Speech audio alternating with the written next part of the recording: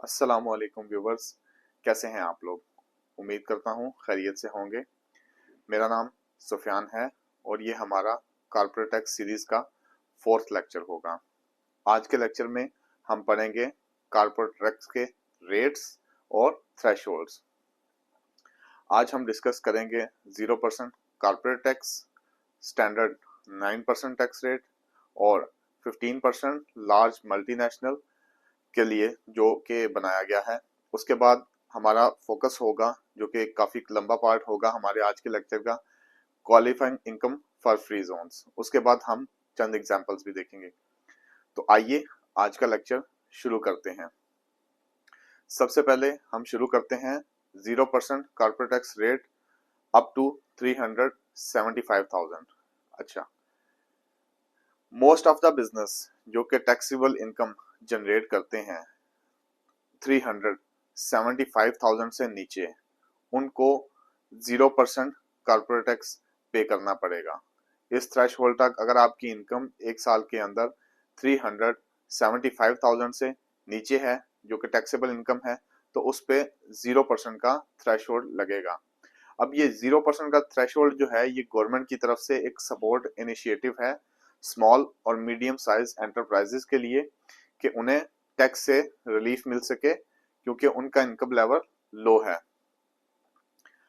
अब इसके की पॉइंट्स क्या हैं? की पॉइंट्स हैं कि जो थ्रेशहोल्ड है टैक्सेबल इनकम का, वो है 375,000, और 375,000 तक जो उन्हें टैक्स रेट लगेगा वो 0% होगा। फायदा क्या होगा?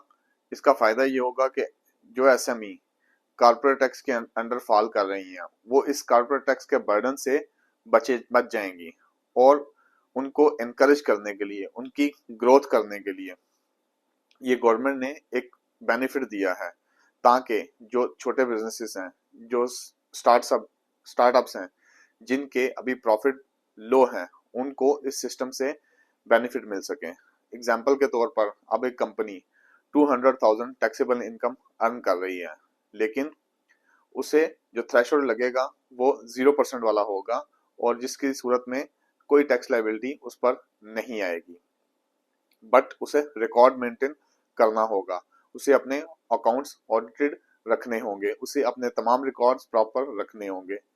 नेक्स्ट जो हमारा स्टैंडर्ड रेट टैक्स है वो है 9%।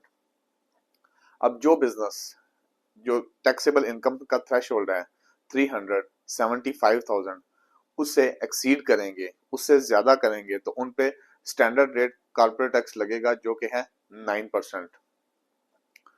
और ये जो 9% है, ये उस 375,000 से ऊपर की इनकम पे लगेगा। ठीक है, और इसमें की पॉइंट्स क्या है कि टैक्सेबल इनकम जो है वो 375,000 से अबव होगी उनकी, और उन पे जो थ्रेशोल्ड 9% लगेगा वो 375,000 से ऊपर की होगी। और ये रेट अप्लाई होगा most of the UAE businesses को। ठीक है, जो कि अंडर जनरल टैक्सेशन की रजीम में आते होंगे।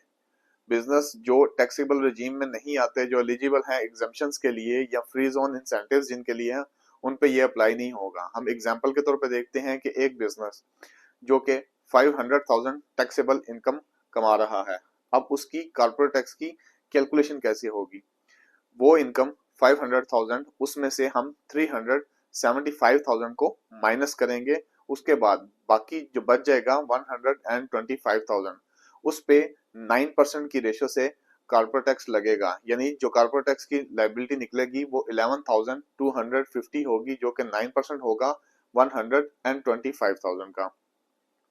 अब तीसरी चीज है corporate tax for large multinational, जिन्हें एमएनईज भी कहा जाता है। उन पे ओईसीडी पिलर 2 रूल लगेगा। ठीक है, और वो subject to 15% corporate rate tax होंगी इस पिलर के मुताबिक। अब ये जो 2 पिलर रूल बनाया गया है, एस्टेब्लिश किया गया है मिनिमम टैक्स के लिए, ये इंश्योर करता है कि जो मल्टीपल बिजनेस होल्डर्स हैं डिफरेंट कंट्री में, जिन्हें मल्टीनेशनल बिजनेसेस कहा जाता है, वो एक रीजनेबल टैक्स पे करें, इस बात के रिगार्डलेस कि वो कहां से ऑपरेट कर रहे हैं। उन्हें ये अडॉप्ट करना पड़ेगा, ठीक है। और जो ग्लोबल थ्रेश होल्ड है, जो ग्लोबल रेवेन्यूज का थ्रेश होल्ड दिया गया है, जब वो उससे अबव क्रॉस करेंगे तो उन पे ये MNEs वाला रेट अप्लाई होगा, ठीक है। अब इसके की पॉइंट क्या है, ठीक है। तो की पॉइंट ये है कि उनका जो थ्रेशोल्ड है वो ग्लोबल इनकम, जैसा कि मैंने पिछले लेक्चर में बताया भी था, 750,000 यूरो से ऊपर अगर होगा तो इस लिमिट के अंदर फॉल करेंगे। फिर उनके ऊपर टैक्स रेट जो होगा वो 15% होगा क्वालिफाइंग इनकम के ऊपर, ओके। और ये जो OECD कंप्लायंस है, ये पार्ट ऑफ ये जो पार्ट ऑफ यूए कंप्लायंस है, जो OECD इंटरनेशनल टैक्स रूल को अप्लाई कर रहा है। अब इसका पर्पस क्या है? पर्पस ये है कि वो लोग जो मल्टीनेशनल्स होती हैं वो प्रॉफिट को शिफ्ट करने की कोशिश करती हैं उन जुरिस्डिक्शन की तरफ जहां पे टैक्स रेट बहुत लो होता है या ना होता है, होता ही नहीं है, वहां पे टैक्स वो 0% होता है। तो इसका मकसद है, इस बेसिकली इस टू पिलर, इस OECD इस रूल का, टू पिलर रूल का मकसद ये है कि सबको लेवल प्लेइंग फील्ड मिले, ठीक है। मल्टीनेशनल एक हेल्दी कंपीटेंस इनके दरमियान क्रिएट किया जाए, ठीक है। अब एग्जांपल के तौर पर एक मल्टीनेशनल कंपनी जो कि जो कि मैंने बताया था एक थ्रेशोल्ड है उससे एक्सीड कर रही है, तो उसको 15% पे करना पड़ेगा क्वालिफाइंग इनकम के ऊपर इस फ्रेमवर्क के अंदर, ठीक है। अब हम नेक्स्ट जो हमारा टॉपिक है वो है क्वालिफाइंग इनकम। इसके बारे में हम अभी पढ़ेंगे। अच्छा, क्वालिफाइंग इनकम जो है कॉर्पोरेट टैक्स सिस्टम के अंदर, वो बिजनेसेस जो ऑपरेट कर रहे हैं फ्री जोन के अंदर और उन्हें सर्टन स्पेशल सर्कमस्टेंसेस के अंदर ये बेनिफिट दिया जाता है कि उनको टैक्स के ऊपर एग्जम्पशन हो अपनी इनकम के ऊपर, और इस इनकम को under certain criteria qualifying income के अंडर आना चाहिए। What is qualifying income? Qualifying income वो इनकम होगी जो यूएई के अंदर जो बिजनेसेस ऑपरेट कर रहे हैं और स्पेसिफिक क्राइटेरिया मीट करते हैं, वो एग्जम्प्ट होंगे कॉर्पोरेट टैक्स पे करने से। और ये ज्यादातर अप्लाई होता है यूएई के वो बिजनेसेस जो फ्री जोन्स के अंडर काम कर रहे हैं। और यूएई के अंदर काफी सारे फ्री जोन हैं जिनको कॉर्पोरेट टैक्स में या तो एग्जम्पशन है या बिजनेसेस को रिड्यूस रेट मिले हुए हैं, जिसका क्राइटेरिया कुछ इस तरह से है कि एक तो वो बिजनेस फ्री जोन के अंदर काम कर रहे हो, ठीक है, और वो उन एक्टिविटीज से इनकम जनरेट कर रहे हो जो कि फॉरेन एक्सपोर्ट्स या फॉरेन क्लाइंट्स को अप्लाई कर रहे हैं। तो वो इनकम जो है वो टैक्स एग्जम्पशन के लिए क्वालिफाइंग इनकम कहलाएगी अगर इसमें से कोई क्राइटेरिया वो फुलफिल कर रहे हैं, जैसा कि वो फ्री जोन के अंदर से ही इनकम ड्राइव कर रहे हैं, such as manufacturing, trading, service provision. So उनका जो सिग्निफिकेंट बिजनेस है, वो जो मेन बिजनेस है वो फ्री जोन के अंदर ही हो, वो जो चीजें बना रहे हैं या वो जो ट्रेडिंग कर रहे हैं या जो वो सर्विसेज दे रहे हैं वो फ्री जोन के बाउंड्री के अंदर प्रोवाइड कर रहे हैं। दूसरा क्राइटेरिया ये होगा कि अगर वो एक्सपोर्ट कर रहे हैं या इनकम जनरेट कर रहे हैं फॉरेन क्लाइंट से जो कि दूसरे मुल्कों में रहते हैं या वो चीजों को एक्सपोर्ट कर रहे हैं, तो उनसे जो इनकम ड्राइव होगी ये यूजुअली क्वालिफाइंग इनकम होगी और इस पर भी टैक्स एग्जम्पशन लगा। दोनों में से कोई एक क्राइटेरिया भी अगर पूरा होगा तो ये इनकम क्वालिफाइंग इनकम कहलाएगी, ठीक है। अब टाइप्स ऑफ क्वालिफाइंग इनकम है, ठीक है। रेवेन्यू उन एक्टिविटीज से जो फ्री जोन के अंदर काम कर रही हैं।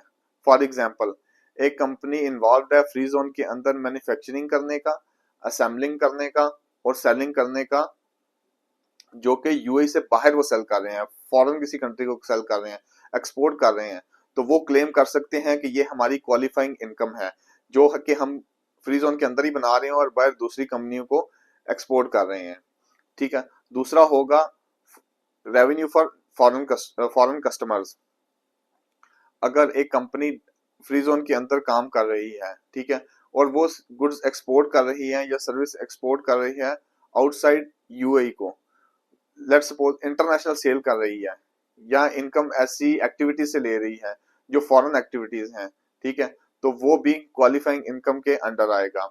अब इंटरेस्ट, डिविडेंड और कैपिटल गेन फॉरेन एसेट से, ऐसे बिजनेस जो इनकम ड्राइव कर रहे हैं इन्वेस्टमेंट से, जो कि foreign asset such as loan जो इंटरनेशनल क्लाइंट्स को दिए गए हैं, डिविडेंड जो फॉरेन शेयर से हासिल हो रहे हैं, वो भी अपने आप को क्वालिफाइंग इनकम के तौर पर क्लेम कर सकते हैं, लेकिन उनके लिए एक शर्त है कि वो फ्री जोन रेगुलेशंस को फॉलो कर रहे हों। ठीक है। फिर अगली कैटेगरी है इनकम फ्रॉम इंटेलेक्चुअल प्रॉपर्टीज। अच्छा, कुछ फ्री जोन के अंदर बिजनेस जो है वो आईपी जनरेट कर रहा है, इनकम जो है वो आईपी से जनरेट कर रहा है, जैसे कि रॉयल्टीज, लाइसेंसिंग फी, पेटेंट्स, तो वो भी टैक्स एग्जम्पशन के लिए क्लेम कर सकते हैं, लेकिन उसके लिए शर्त ये है कि वो जो आईपीज प्रोवाइड कर रहा है वो इनकम, वो आउटसाइड द यूएई यूटिलाइज हो रहे हो। अच्छा, अब देखते हैं कि नॉन क्वालिफाइंग इनकम कौन सी होती है। नॉन क्वालिफाइंग इनकम वो होती है जो इनमें से ऊपर दिए गए कोई भी क्राइटेरिया को मीट नहीं करती। टैक्स एजम्पशन का जो क्राइटेरिया है फ्री जोन का, वो मीट नहीं करती, तो उस पे standard rate corporate tax apply होगा जो 9% है, या जो एमएनईज का, मल्टीनेशनल का जो क्राइटेरिया है वो मीट होगा। अब वो कौन सी है? Income drive from conducting business with mainland UAE. अब अगर एक फ्री जोन बेस्ड कंपनी है और वो बिजनेस कर रही है कस्टमर्स के साथ जो कि मेनलैंड के अंदर है, सप्लायर जो मेनलैंड के अंदर है, तो उसकी जो इनकम वो नॉन क्वालिफाइंग कंसिडर होगी, वो क्वालिफाइंग कंसिडर नहीं होगी, उस पे कॉर्पोरेट टैक्स लगेगा। अब इनकम फ्रॉम लोकल सर्विसेज, अगर एक कंपनी इनकम जनरेट कर रही है कस्टमर से जो लोकेटेड है यूएई के अंदर, आइदर वो मेनलैंड के अंदर है या फ्री जोन के अंदर है, वो टिपिकली नॉन क्वालिफाइंग जो है ना वो कॉर्पोरेट टैक्स के लिए कहलाएगी। Income from business activities outside the free zone, अब बिजनेस जो फ्री जोन से बाहर ऑपरेट कर रहे हैं, ठीक है, और उनकी जो जुरिस्डिक्शन है वो क्लासिफाई नहीं करती इस चीज को कि वो फ्री जोन के अंदर हैं, तो उनकी इनकम भी जो है वो नॉन क्वालिफाइंग इनकम कहलाएगी, और उस पर भी कॉर्पोरेट टैक्स 9% अप्लाई होगा, या अगर उस पे एमएनई का क्राइटेरिया लगता है। अब कुछ कंडीशंस होती हैं क्वालिफाइंग इनकम को मेंटेन करने के लिए, क्वालिफाइंग इनकम स्टेटस, उसके लिए कुछ कंडीशंस होती हैं। ठीक है, तो उन कंडीशंस को अब देखते हैं कि कुछ टैक्स एग्जम्पशन जो है वो फ्री जोन के अंदर ही अवेलेबल होती है, उन पर सर्टेन कंडीशंस होती हैं, जैसे कि उनकी प्रेजेंस फ्री जोन के अंदर होना जरूरी है। वो जो कंपनियां वो जो इस क्वालिफाइंग इनकम के स्टेटस हासिल करना चाहती हैं, उनकी फिजिकल प्रेजेंस होनी चाहिए फ्री जोन के अंदर। ये नहीं होना चाहिए कि वो जस्ट पेपर के अंदर एग्जिस्ट कर रही हैं लेकिन वो फ्री जोन के अंदर फिजिकली मेंटेन नहीं है, तो वो अपना जो है ना वो क्राइटेरिया, उस क्राइटेरिया से बाहर निकल जाएंगी। ठीक है, फिर उनकी दूसरा क्राइटेरिया, उनकी ऑपरेशनल एक्टिविटीज जो है वो फ्री जोन की होनी चाहिए। मसलन एक कंपनी जो है ना वो सब्सटेंशियल पोर्शन ऑफ बिजनेस जो है ना वो फ्री जोन से ले रही है, इसमें शामिल हैं कुछ मैन्युफैक्चरिंग, ट्रेड, सर्विसेज हैं जिनसे इनकम जनरेट हो रही है फ्री जोन के अंदर से। ठीक है, तो वो अपना स्टेटस वो मेंटेन, ये ऑपरेशनल एक्टिविटीज को फ्री जोन के अंदर होना भी जरूरी है। फिर नेक्स्ट क्राइटेरिया है नो मेनलैंड एक्टिविटीज। अगर कोई बिजनेस फ्री जोन के अंदर एक्टिविटीज और मेनलैंड के अंदर कंडक्ट कर रहा है, तो वो एक्टिविटीज जो वो मेनलैंड के अंदर कर रहा है जिससे वो इनकम जनरेट कर रहा है, तो वो भी नॉन क्वालिफाइंग होंगी कॉर्पोरेट टैक्स के लिए। Compliance with free zone regulation, और इसमें एक चीज ये है कि इन लोगों को कंप्लायंस जो है, जो फ्री जोन के रेगुलेशन, जो फ्री जोन अथॉरिटीज हैं, उनकी जो कंप्लायंस है उसके ऊपर भी पूरा उतरना चाहिए। ठीक है, उस उनके जो ऑपरेशनल थ्रेशहोल्ड्स हैं, उनकी जो एक्टिविटीज हैं वो फ्री जोन के लिए अलाइन होनी चाहिए, जैसे ट्रेड, लॉजिस्टिक, आईटी डेवलपमेंट, ये सारी जो फ्री जोन कहता है उसके मुताबिक होनी चाहिए। अब हम देते हैं एग्जाम्पल जो है क्वालिफाइंग और नॉन क्वालिफाइंग इनकम की। तो पहले पहले एग्जांपल होगी, बिजनेस फ्री जोन के अंदर है, वो एक्सपोर्ट कर रहा है गुड्स इंटरनेशनल क्लाइंट्स को।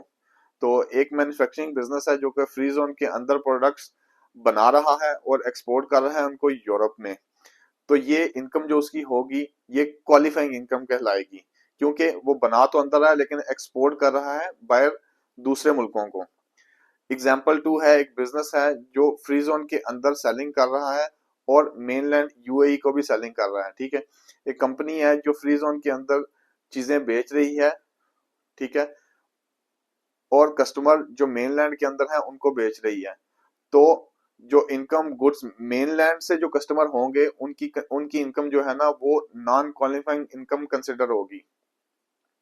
और और ये जो है विद इन यूएई ये subject to free zone exemption नहीं होगी। अब तीसरी एग्जांपल जो है इंटेलेक्चुअल प्रॉपर्टी की होगी, और वो भी इनकम फ्रॉम फॉरेन क्लाइंट्स।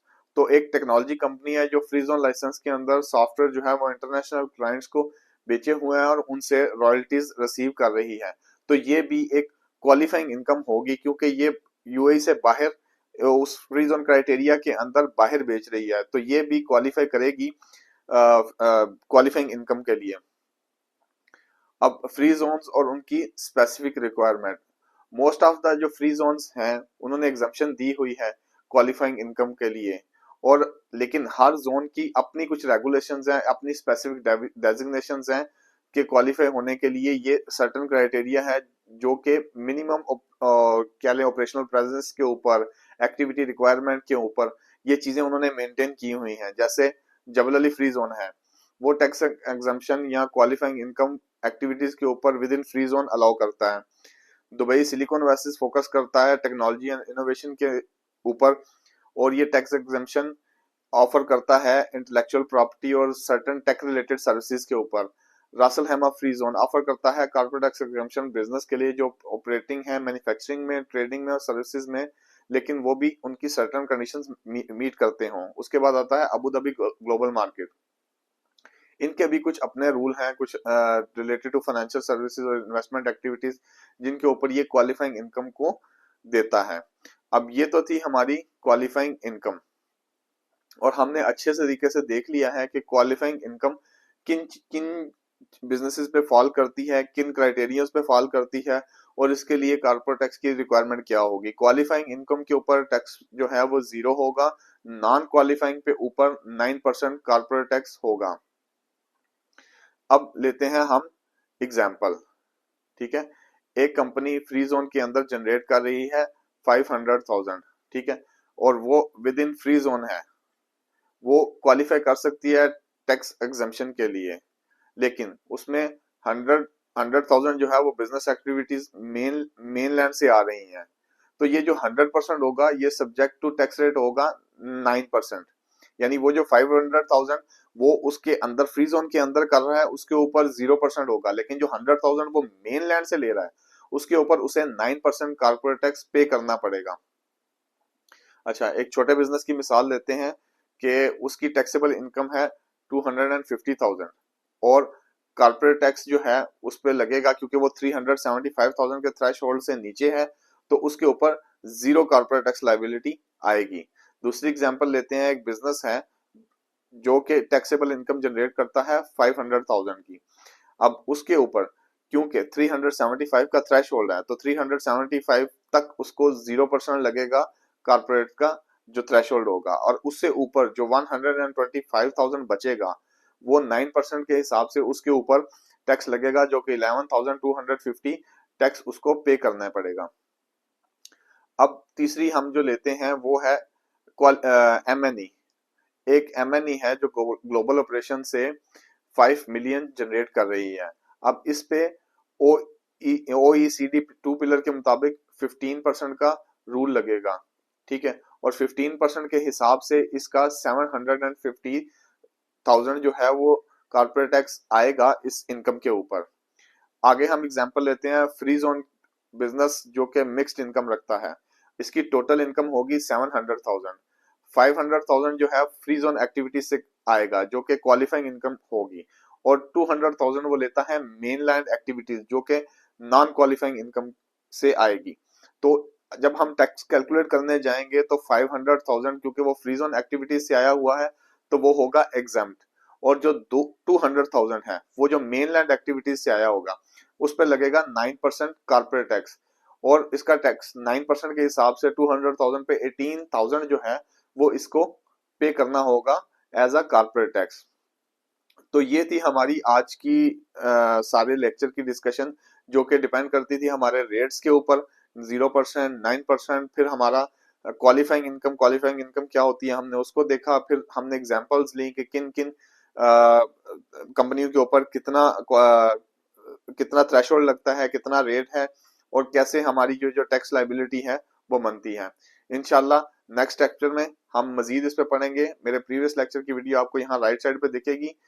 तमाम वीडियोस को एक सीक्वेंस से देखिए, समझिए और अपने कॉर्पोरेट टैक्स को बेहतर तरीके से पे करिए। और मजीद जानने के लिए मेरा चैनल सब्सक्राइब कीजिए। Thank you. दोबारा मुलाकात होगी। अल्लाह हाफिज।